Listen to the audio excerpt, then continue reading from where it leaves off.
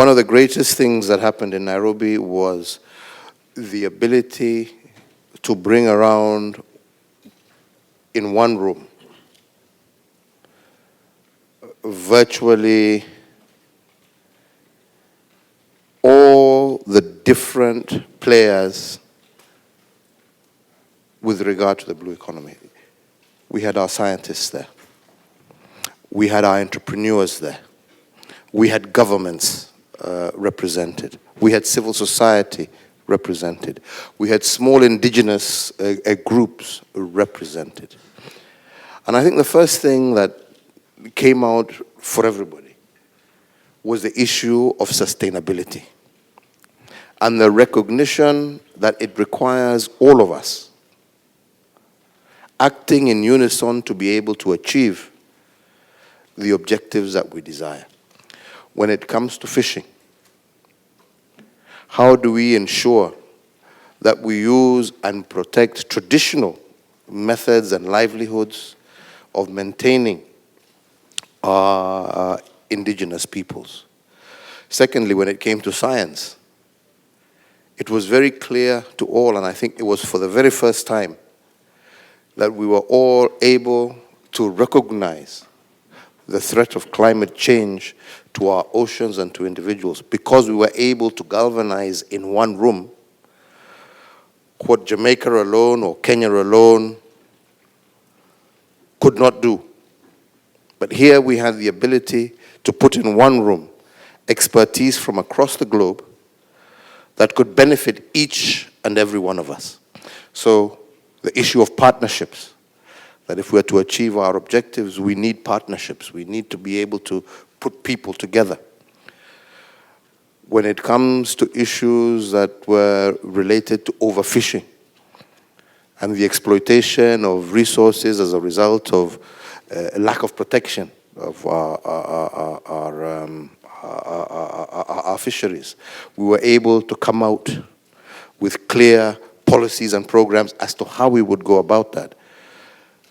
We started now hearing different countries now committing that they were going to set aside a certain amount of territory in their respective SEZs as protected zones. I think Jamaica has gone a long way to doing that. Seychelles. We in Kenya are also looking at doing the same. We were able to look in our country as to how we can protect our mangrove ecosystems, but at the same time recognizing that there are traditional and local communities who have managed and have systems of harvesting sustainably the mangrove ecosystem. So putting us all together, we were able to exchange experiences, but we were also able to tap on the massive reserve of expertise that exists there that ordinarily, individually, we would never have been able to do. So I think these are some of the benefits that I believe came out of Nairobi, and these are some of the benefits I believe going into Portugal next year we will be able to expand on and further build on as we move forward, and every single one of us is able to tap this availability of information, of knowledge and expertise that individually we would never have been able to do until we came together. From the very onset, I think there was a very clear recognition for some of us that resources that were going to be available, especially in this era of climatic change from land-based resources, we were slowly and slowly depleting through increase in population growth, through desertification and so many other issues. And it came to dawn that our future lay also in being able to look at what our oceans have to offer. And in so doing, we realized the huge and vast potential that our oceans offer, both for economic growth, development, and employment, but also food resources, and the incredible wealth that lays underneath. And it was through that we also then began to appreciate that unless we partner with other similar-minded nations who actually, as we are facing the threat of desertification, we have our colleagues in SIDS who have this abundant resource, but at the same time, climate change is putting them at the risk not only of just losing the resource, but basically of losing everything that they have.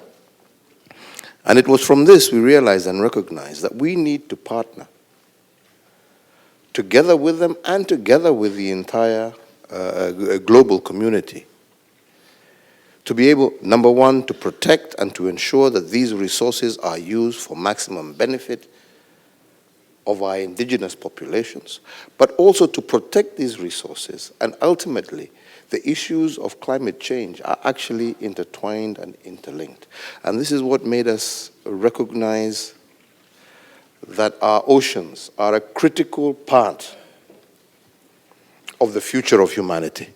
And this is where we ended up saying that as we project ourselves into the future, this must be a critical priority for every single global citizen. If we don't do this, we will not just lose resource, but more importantly, we will lose life and we will lose generations to come.